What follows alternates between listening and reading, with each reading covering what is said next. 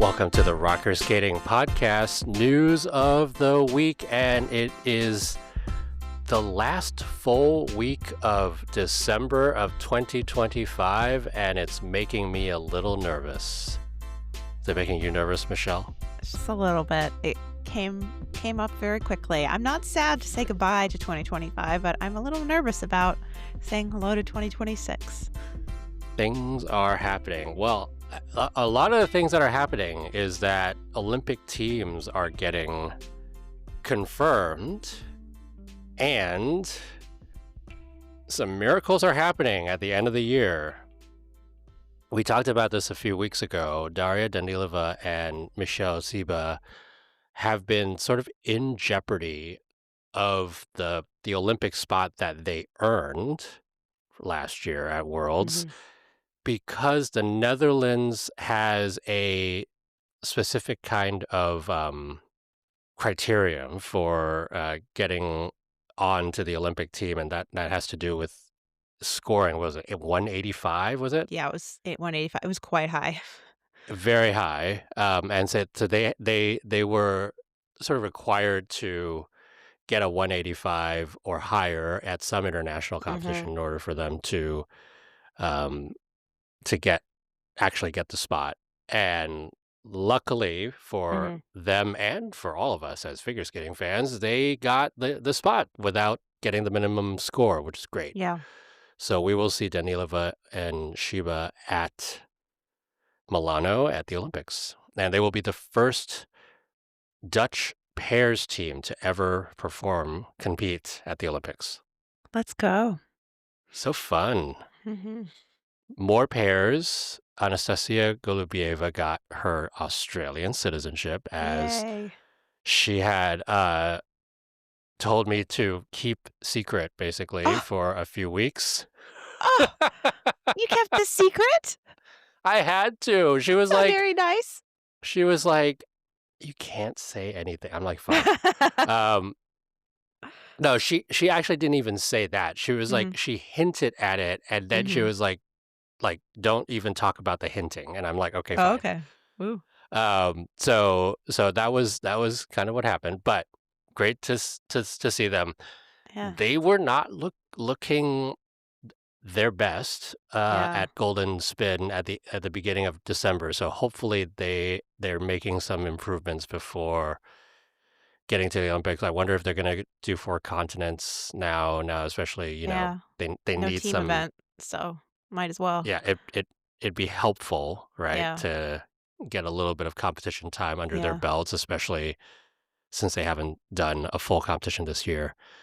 But they'll be in.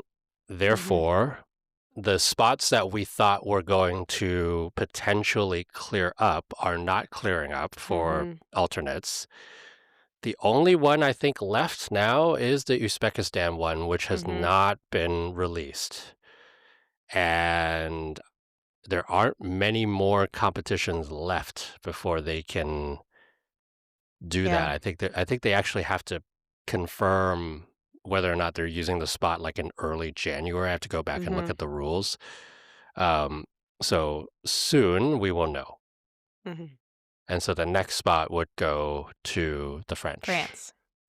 Yeah. And they'll be there anyway for the team event, so, So they will be prepared. A couple other things. Rinka Watanabe announced that she is queen. going to be going for another 4 years, which before nationals, she had contemplating retirement after the season. And I think there was a lot of fire being lit under her after both the success of the last few competitions and the disappointment of not scoring the way that she thought she was going to score based on how she did there. And so we'll see her for another 4 years, which is fantastic. There's a chance that we're going to see her again this season at Worlds. We just need one withdrawal from those 3, and it's post-Olympic Worlds, so the withdrawals are likely. So hopefully she continues to keep it up there. Adam Xiaohim fought out of Europeans to Hmm. do more training, probably useful.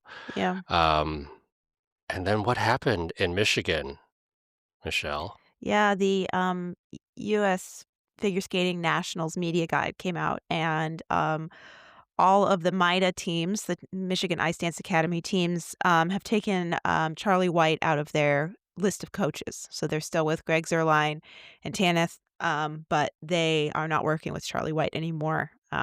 So as far as I can tell, I don't believe he's coaching in that school anymore. But I'm sure we'll get more information once we get to nationals. Yeah, that was quite the shock for a Hmm. lot of people. Less of a shock for folks on the inside, but Hmm. it was yeah, we won't see Charlie White. We haven't seen Charlie White much this season, He was at Cup period. of China. Yeah, Hmm. that was sort of it. Hmm. Um, so Yeah. glean from that what you will. We're not going to talk about any gossip here, but Hmm. but things have happened for sure. All right, shall we talk about the only national championships that happened this weekend during Christmas? Sure.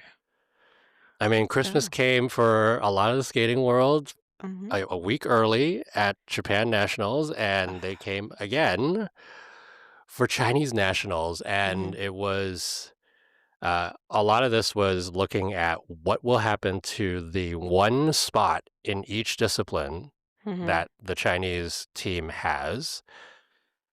And lo and behold, not surprisingly, it was the same four coming out of Cup of China who ended up getting the four spots to the Hmm. Olympics. So Wenjing Shui and Shang Han got theirs with a 32-point win. We'll talk about that.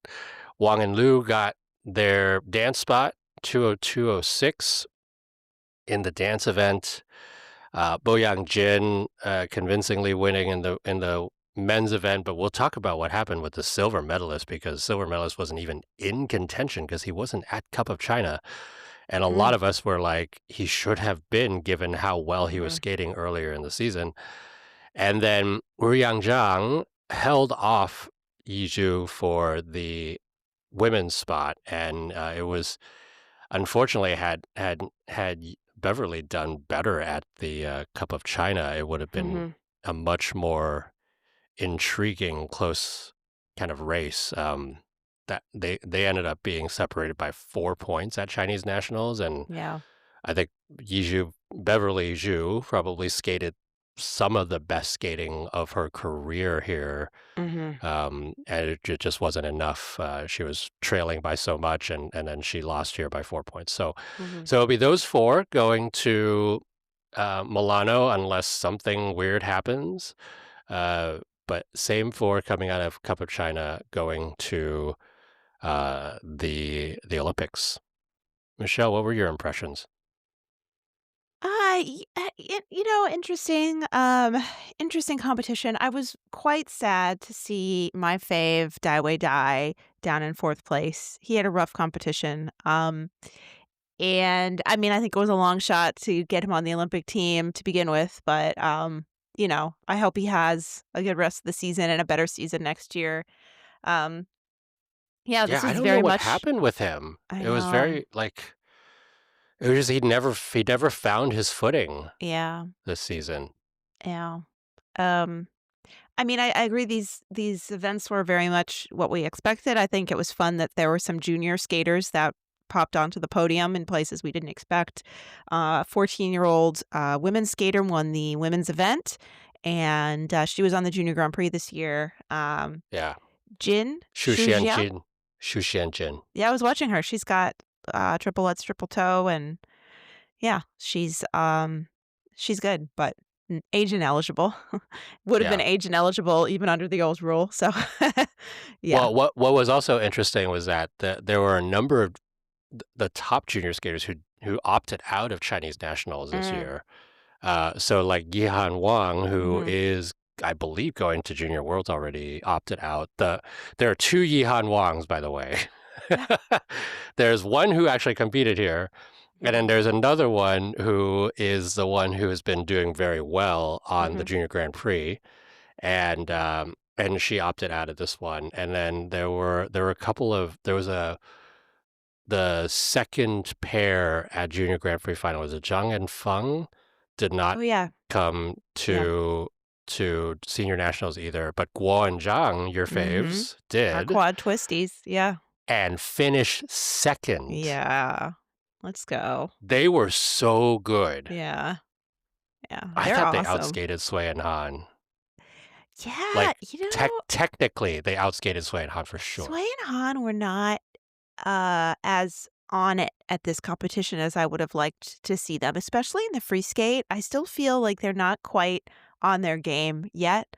And it was interesting because the lifts, which were the initial issue they had at the beginning of the season, the lifts were definitely stronger, but the twist was crashy and small. A little tightness on the throw triple flip by Wenjing. Their side by sides were a problem. There just wasn't a lot of life in the program. I don't know, maybe they just were having an off week, but Yeah. I had a lot of hope for them to kinda get back in Look very shape for. different by now. Yeah, and Yeah. I think we saw some progress, but this wasn't the same amount of progress I'd hoped to see. I think it'd be interesting to see if they go to 4 continents just to get another Yeah. competition under their Well, belts, especially but given it's at Beijing, yeah, right? yeah, So might as well. you would think they would Mhm. go, but also would they benefit from more training? Yeah. You know, like competition training is very different than day-to-day training. Mhm. You spend a lot more time recovering Mhm. and you spend a lot less time doing all of the like off ice stuff that you would Mhm. normally do. So, I think we'll see. Mhm. For the pairs though, Zhang and Huang, who Mhm. were the ones who earned the spot earlier this season for the pairs for China, they ended up third here and Mhm. were nowhere close because they were trailing by 7 points here to Sui and Han, and Mhm. we were all thinking, hoping that it would actually be a something of a competition here between the two, and it's one the skating and then two the judging. Like there was no There way it was was going quite a to. bit of inflation in the judging here for certain people. I mean, this was Chanflation-esque judging. It was making me nostalgic for Chan the days of Chanflation because this is the stuff we would see. It was wild. Chanflation, I would Yeah. argue Chanflation was justified in a lot of ways. Oh. Mm. Are we gonna fight again?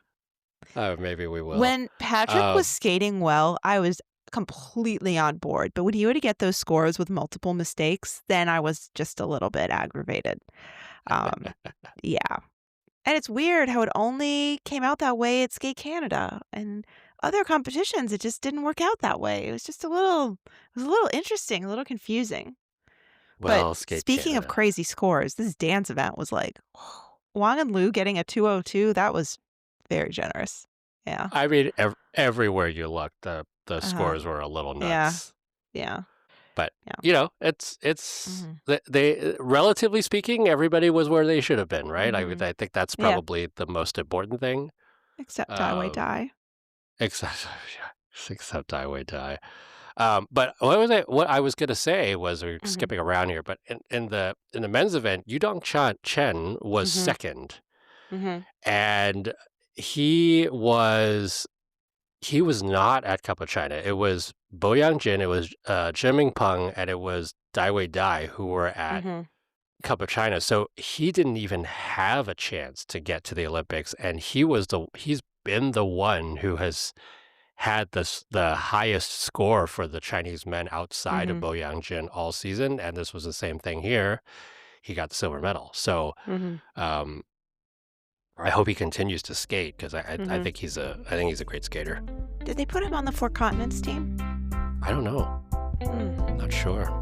I'll have to take a look at the entries. Mhm. But yeah, that was Chinese nationals. The same four coming out of Cup of China going to the Olympics, and it'll be those four doing the team event. So you're going to see a lot of Bo Yangjin and Ru Yangzhang and Sui and Han and Wang and Lu go at Milan. So that's it. This is the last news of the week for 2025, at least for a full week of 2025 dates. And